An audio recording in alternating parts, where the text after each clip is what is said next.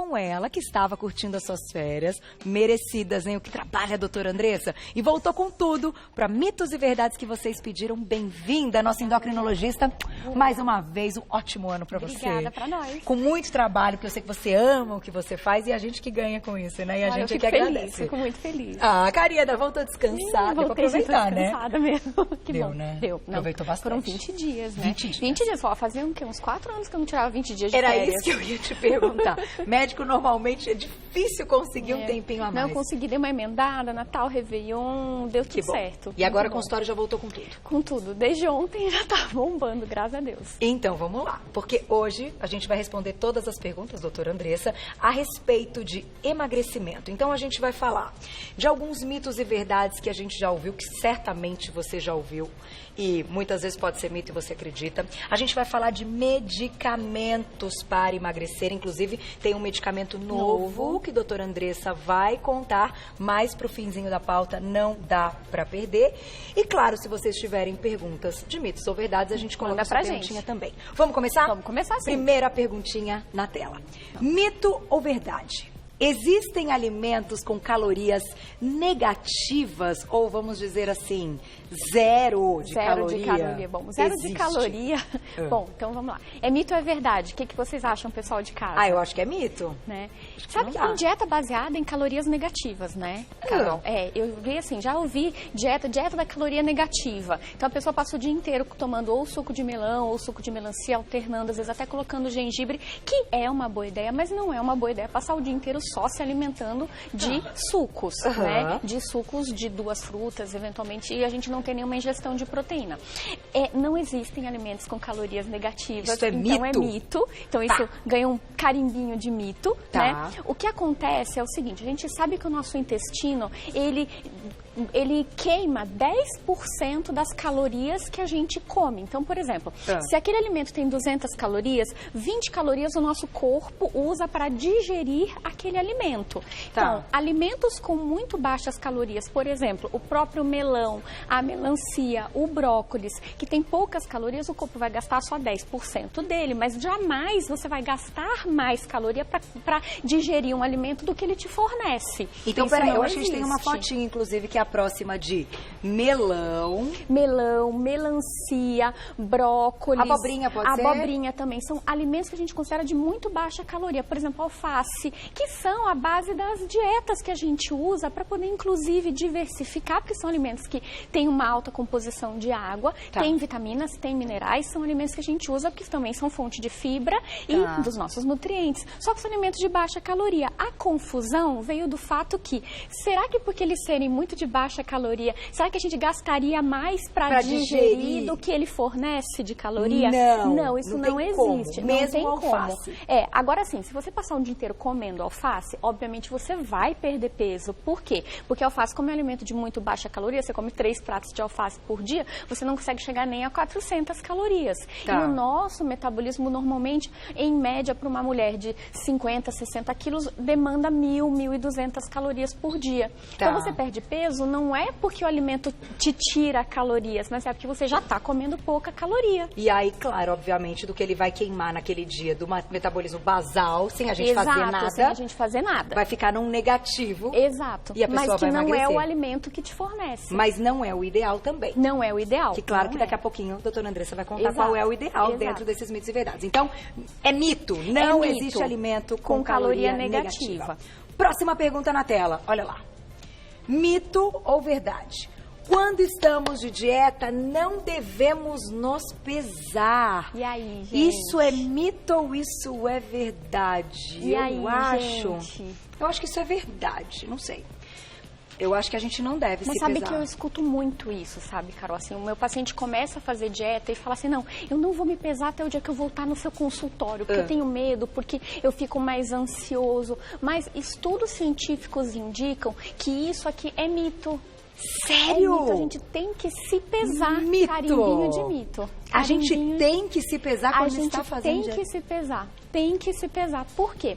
Estudos indicam que a gente não pode se pesar. A ideia não é que você se pese todo dia, porque o nosso corpo, ele oscila o peso de um dia para outro, às vezes a depender da quantidade de líquido que você ingere ou da quantidade de sódio que você ingere, você acaba retendo um pouco mais de líquido. Mas semanalmente, eles pegaram, é um estudo, se eu não me engano é finlandês, mas eu tenho a referência no site, tudo direitinho para vocês, é o seguinte, eles pegaram 2 grupos de pacientes, os que não se pesaram e os que se pesaram semanalmente. E os que se pesaram semanalmente perderam mais peso, pelo fato de estar consciente do que está acontecendo com o organismo dele. Próxima imagem na tela, então, que eu acho que vai dizer exatamente isso. O que acontece? A ideia é que o paciente, ele se pese semanalmente para que você consiga reforçar o seu mecanismo cerebral de perda de peso.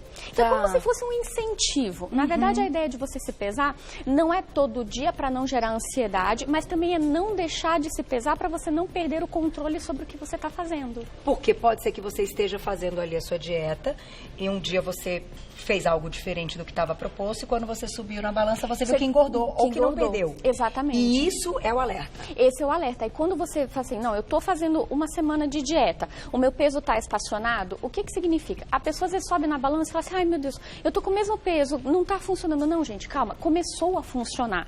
Porque o que você está comendo é o que você está gastando. Então a gente já descobriu a fórmula do que é o estado de equilíbrio. Então, você se pesar e você ver que você manteve o peso, você sabe que tudo que você vem fazendo, para o mal ou para o bem, está fazendo você manter o peso. E agora é o ponto de partida para você mudar. Porque aí você sabe que você tem que comer menos e gastar mais. Tá. Então, tudo que você fez levou você a pesar o que você está pesando. E aí é só você agora fazer os ajustes para você continuar perdendo peso ou manter a perda de peso. Então, é saudável se pesar? É muito saudável se pesar. Quem não tem balança em casa, eu sempre oriento, tenha uma balança em casa, porque senão às vezes vai no médico aquele susto assim, ganhei 5 quilos, não sei de onde veio. Então assim, às vezes você percebe que você vê uma semana para outra, nossa, ganhei 2 quilos, o que será que aconteceu? Peraí, essa semana é uma semana que eu vou andar mais, que eu vou subir mais escada, que eu vou descer um ponto antes, que eu vou colocar mais alimentos com mais fibra na minha dieta, e aí na outra semana você se pesa e você vê o efeito do que você fez. E que você já contou aqui que no período de TPM para as mulheres, ganha fisiologicamente, progesterona, estrógeno estão agindo... Faz a gente inchar. Faz a gente inchar. Então assim, na segunda metade do ciclo, tem paciente minha que se pesa, ela sabe que perto da menstruação ela sempre ganha 1,5 kg, mas ela não se apavora, porque sabe que depois que menstruar vai diminuir o peso. Tá. Então é essa a ideia, você tá sabendo o que está acontecendo. Eu sempre uso a comparação com a conta bancária. A gente tem que olhar nossa conta bancária para saber quanto dinheiro a gente tem. Vai ficar passando tempo né? em tempo sem ver, dali a 2 BZ, tu não sabe se está devendo para o banco, se tem dinheiro para você aplicar. Se veio alguma coisa que a gente, que não estava na proposta. Que não estava na proposta, é a mesma coisa o peso. Muito bom. Vamos deixar a próxima perguntinha e quem quiser já vai pensando aí. @VocêBonitaTV, manda pra gente o seu mito ou verdade. Dia do lixo. É mito ou é verdade que o dia do lixo atrapalha a perda de peso? Eu não sei te dizer. Isso aí é daquelas respostas que vem o depende. Vem do além, vem o depende, vem do além.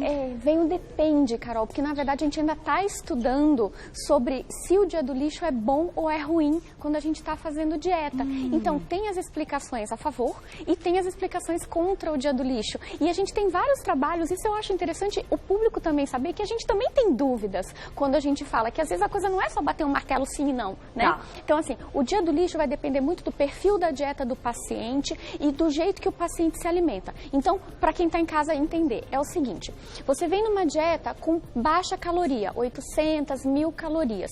Tá. A sua célula de gordura, que normalmente é a nossa bolinha amarela... a gente tem aqui depois para mostrar a dinâmica. Exatamente. A sua célula de gordura, ela produz um hormônio chamado leptina, que é um hormônio, pode levantar, Carol, que é um hormônio que dá saciedade. Que eu acho que a gente tem inclusive aqui, né? Porque esse depende, hein? Então não é nem mito, nem verdade. Então, eu acho que se a gente conseguir já ir para o próximo slide, eu já vou falando e já vou explicando. Então, o que acontece? Tá. A nossa célula de gordura, ela produz a leptina. A leptina é um hormônio que dá saciedade. Quando ela começa a esvaziar, o que acontece? A célula de gordura, ela começa a reduzir a quantidade de leptina. E aí o paciente fica com mais fome. Por isso que ele está fazendo vários dias de dieta. Qual é a lógica do dia do lixo? É você comer, você encher um pouquinho a célula de gordura para ela reduzir a quantidade de leptina que ela está produzindo e com isso você ter sensação de saciedade para você continuar fazendo a dieta. Tá. Então vamos de novo. Para entender, o cérebro continua entendendo quando você está fazendo dieta que você está passando fome. Está passando fome, tô com fome, porque a célula de gordura vai ficando cada vez mais vazia. Mas aí, doutora Andressa, vou fazer uma pergunta neste momento. Quando o cérebro e o corpo entende, tá? Que não está entrando tanta comida e está uma dieta muito baixa em calorias, ele não estoca com medo de ficar sem? Aí vem a segunda explicação. Às vezes, o que acontece? O nosso metabolismo se reduz mesmo pela própria redução da quantidade de T3, que é o hormônio da tireoide que circula no organismo. Tá. Então, o cérebro passa a indicar e o organismo passa a indicar uma redução do metabolismo, que é aquela história do sistema de adaptação que a gente já falou antes. Lembra, Carol, uma pauta que a gente fez que eu falei assim, por que é mais fácil, é tão difícil manter o peso perdido? Sim. Porque o nosso corpo ele tem um sistema de adaptação quando a gente está muito tempo fazendo uma dieta muito restrita. Então, a célula de gordura fica vazia, indica fome para o cérebro e o nosso cérebro reduz o metabolismo num sistema de adaptação. Fisiologicamente, Fisiologicamente. Tá. Qual é a estratégia do dia do lixo? Para que serviria o dia do lixo? Para você comer o alimento, aliviar o psicológico do paciente também, que está muito tempo numa dieta muito restrita, tá com vontade. Sim, aquela vontade de olhar. Tá com vontade, enche um pouco a célula de gordura, diminui a quantidade de leptina e aumenta um pouco a quantidade de T3, volta a acelerar o metabolismo e com isso você aproveitaria mais tempo a dieta. Tá. Essa é a lógica do dia do lixo. Mas isso não acontece com todo mundo? Exatamente. O que eles viram? Eles fizeram vários estudos que alguns pacientes no dia do lixo, digamos, num dia normal eu não estou fazendo dieta, estou comendo lá 1.500 calorias. Aí eu resolvi entrar numa dieta de 800 calorias, no meu dia do lixo eu não consegui consumir as 1.500, eu passei a consumir 1.200. Então, para mim, o dia do lixo foi válido, porque eu não cheguei à quantidade de caloria que eu comia antes, aliviei o meu sistema, o meu metabolismo como um todo e vou continuar seguindo a minha dieta. O meu problema é que tem grupos de pacientes que ultrapassam as calorias. Então, no dia do lixo, passam a comer 3.000 calorias, 4.000 calorias. Aí, obviamente, que vai perder tudo que já conquistou. Exatamente. Até lembrando, o dia do lixo e lixo, até para quem não sabe, é quando você sai da dieta. O nome não é bem dos 10 mais apropriados, a gente não gosta muito, né? O que acontece? Mas é aquele dia que você se permite comer o que você quer enquanto você está de dieta. Uma sugestão seria a refeição do lixo, ou seja, uma refeição que você possa comer um pouco mais, e não em vez de um dia inteiro. Exatamente. Essa seria uma sugestão. Então, quando a gente fala no depende, a gente recorre a essa estratégia. Exatamente. Faça uma refeição, mas aí quando a gente põe na semana? Na semana, você escolhe uma refeição na semana. Você escolhe uma refeição. Aí depende da sua dieta. Aí é o que eu falo. Isso pode ser uma vez na semana, 2 vezes na semana, 3 vezes na semana, a depender do seu planejamento dietético. E aí vai entrar o seu nutricionista, o seu nutrólogo, o seu endócrino, para dizer para você qual é a refeição mais adequada e quantas refeições mais adequadas do refeição do lixo. Eu vou dizer refeição de festa. Pode ser banquete? Refeição de festa. Refeição de festa. Vamos mudar o nome? Você feliz, refeição de festa. Refeição de festa. E então, depende também você vai fazer? Da atividade física que aquela pessoa vai fazer. Ou no dia do dia de festa, ou no dia que você está fazendo uma dieta mais restrita. Então, às vezes, eu falo ao meu paciente, quer comer o chocolate que você está morrendo de vontade, você está fazendo dieta há muito tempo? Faz o seguinte, come o chocolate e vai andar na esteira. Conta as calorias mais ou menos, tem mais ou menos uma ideia e vai andar na esteira. Você acha que isso é uma estratégia legal? Eu acho que sim, Carol, porque alivia o psicológico do paciente quando ele está fazendo uma dieta ou passando por uma reeducação alimentar, fica às vezes muito comprometido. Então, você ter um momento em que você possa ter um escape, te deixa feliz, porque comer, né? Sim, libera também outras, sim. Então, assim, te deixa feliz, comer faz bem, né? Então, assim, eu acho que ajuda muito. Perfeito. Eu vou fazer o seguinte, então. Tem perguntinha do público que eu vou colocar daqui a pouquinho. Eu vou deixar só uma pergunta, e chegaram várias, hein, ó, tô abrindo aqui, ó. Tá bombando, doutora Andressa, depois você vai olhando. Meninas, participem, se não responder agora, eu respondo depois. Eu vou deixar uma pergunta pra você, que eu acho que não está nos nossos mitos e verdades, mas eu acho que pode ser bem legal, porque isso depende muito da visão do profissional. Por que eu estou dizendo isso? Porque eu já entrevistei profissionais diferentes e eu sei que a opinião vai mudar. Então, como a doutora Andressa gosta de defender algumas coisas, eu acho isso lá legal. Vou lá e já volto e você vai pensando. Eu vou pensando, organizando. Mito e verdade a respeito de caloria. Caloria é importante contar? É importante saber o quanto você está ingerindo durante o dia? E é sempre algo que gera uma polêmica. Queria ouvir a sua opinião. Então vamos lá. Opinião Andressa. Sim, tá, gente? Sim. Opinião Andressa. Então, assim, eu gosto da ideia de contagem de calorias. E eu vou explicar o meu ponto de vista. Diga. Tá? O meu ponto de vista é o seguinte.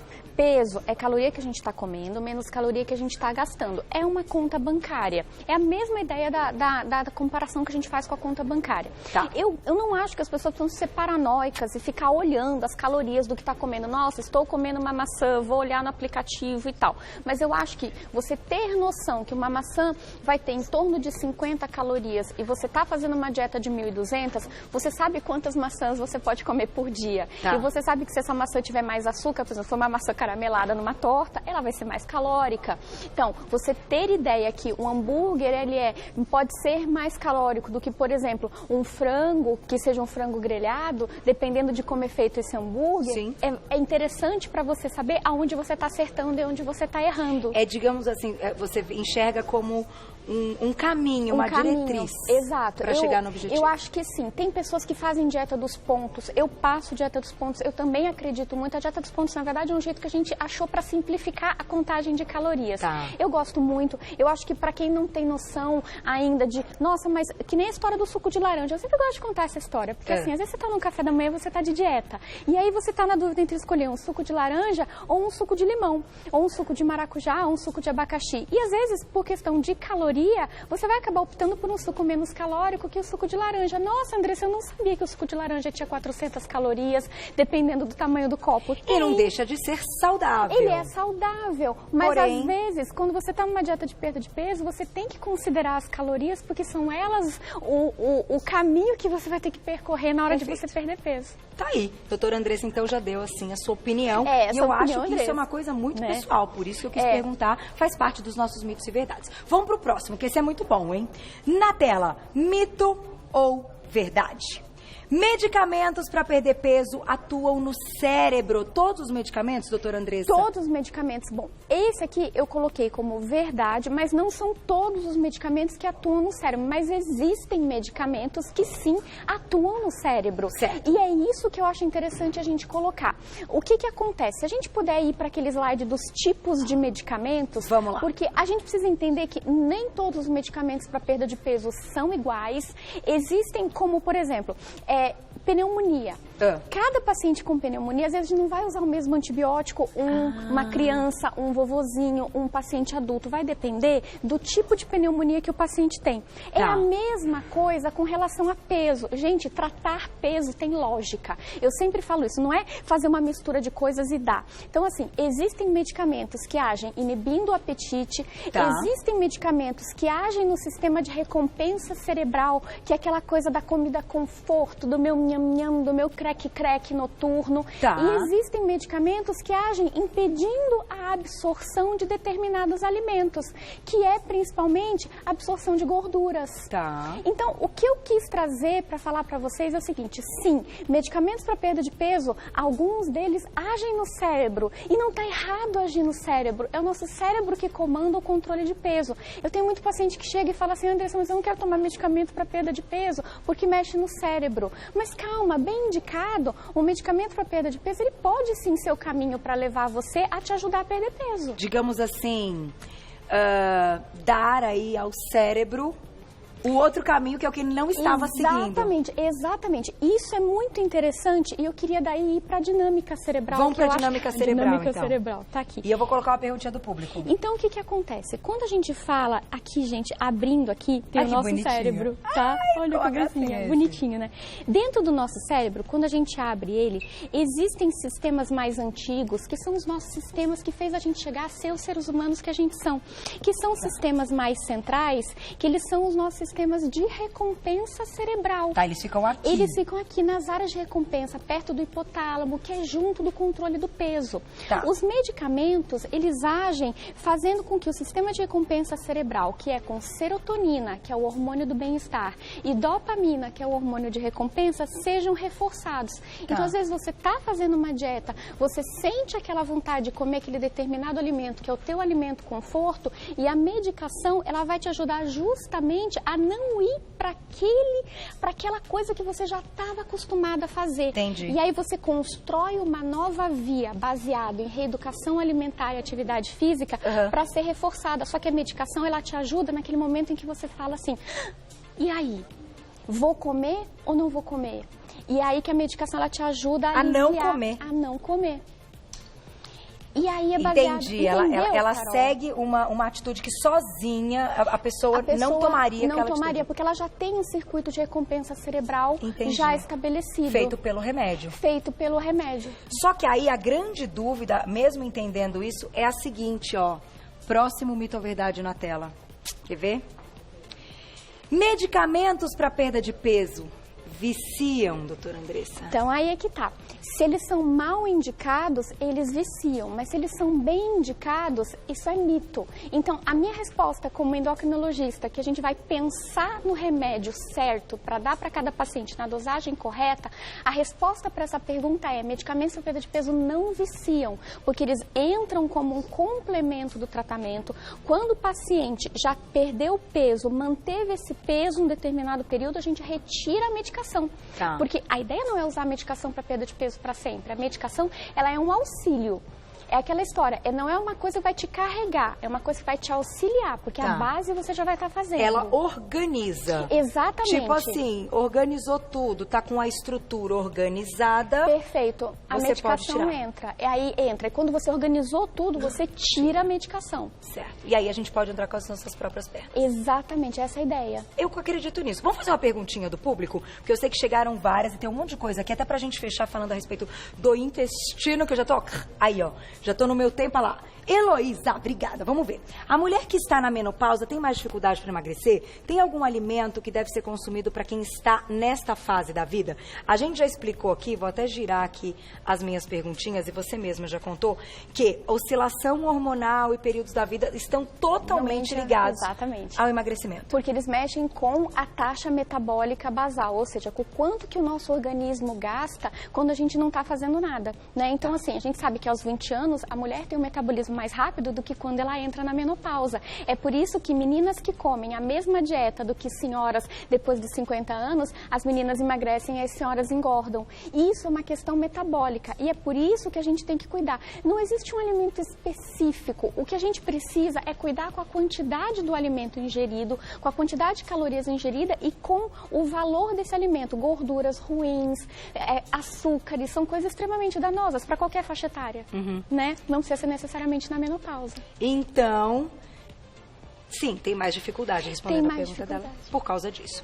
E tem um monte de pergunta. Eu já tô assim, no meu... Tem remédio novo pra falar, tem um monte de coisa. Então, tem remédio novo. Nós vamos guardar.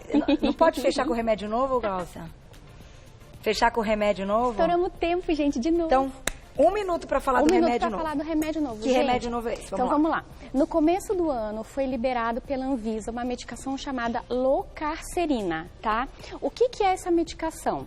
É uma medicação que sim, ela age no cérebro e ela age principalmente no sistema de recompensa cerebral. Então, como é que funciona? Ela age no receptor de serotonina no cérebro, ajudando o nosso sistema de bem-estar a funcionar não dependendo de comida. Então, a gente entra com a medicação para ajudar o meu paciente a seguir a dieta e fazer atividade física e dando a medicação para me ajudar a não ter fome, se sentir com bem-estar. Estou feliz sem comer aquilo que eu super amo. Exato, porque às vezes o que acontece? Você só fica feliz comendo aquele alimento, que é muitas vezes o padrão beliscador. Então, quando a gente pensa em medicação, a gente tem que primeiro saber o padrão alimentar do paciente para saber o medicamento correto. Tá aí, disse tudo. Pode ser o tema da próxima pauta, então, já que a gente estourou. Eu acho que o tema da próxima pauta vai virar... Ai, tadinho, vai virar um intestino da doutora Andressa. Aí eu ia montar o intestino ar, eu monto na próxima pauta. Vamos fazer intestino? Vamos fazer intestino. Por quê? Porque também tem medicamentos que agem... Tem medicamentos que agem... absorvendo a gordura no intestino. Exatamente. Então, e o intestino é ponto-chave de dieta, né? Exatamente. Então, a ideia, o que é? Então, na próxima pauta, a gente pode fazer o intestino, pode mostrar como é que funcionam os medicamentos que agem no intestino. Porque o que acontece? O nosso intestino absorve gordura, óbvio. Então, o medicamento, ele bloqueia essa absorção de gordura. A gente conta mais pra frente. Vou deixar todo mundo... Vou deixar o pessoal a gente deixa em casa, com vontade. Vou fechar com essa imagem, deixar todo mundo curioso. Nosso tempo acabou. Gente, deixa eu contar uma coisa pra vocês. Não sou eu que mando no tempo, não. Eu falo, Glaucia, o pessoal depois briga comigo. E manda no tempo, claro, né? A minha diretora queridíssima, a gente tem um monte não, a gente de tem muitas que, coisas. Gente, pelo amor de Deus, tem tanta coisa boa pra falar aqui no programa. Mas você arrasou, porque de todos esses mitos e verdades, eu realmente não tinha a resposta certa e clara de todos eles. Eu acho que isso vai dar um direcionamento. Por isso que a gente faz pautas como essa no início do ano, para ser o foco. Doutora Andressa voltou com tudo. Quer saber mais? Tem que segui-la nas redes sociais. É só você colocar Endocrinologia em Dia, tanto no Facebook quanto no Instagram. Você já acompanha todos os posts, todos os textos. O trabalho dela é maravilhoso e ela está aqui sempre com a gente. Quer sugerir uma pauta? Pode sugerir para ela, pode sugerir na nossa página também. Obrigada sempre. Obrigada. Tudo de bom. Obrigada, gente. Vamos ajudar muita gente. Assim. Muita gente. Muita gente. Depois você conta aquela pesquisa que você fez ano passado, hein?